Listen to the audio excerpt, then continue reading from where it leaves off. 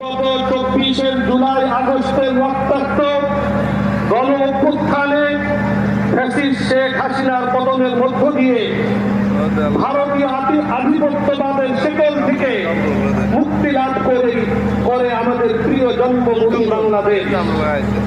সহস্রাধিক প্রাণ ও ত্যাগের বিনিময়ে নতুন স্বাধীনতা অর্জনের ইতিহাস রচিত হয়েছে।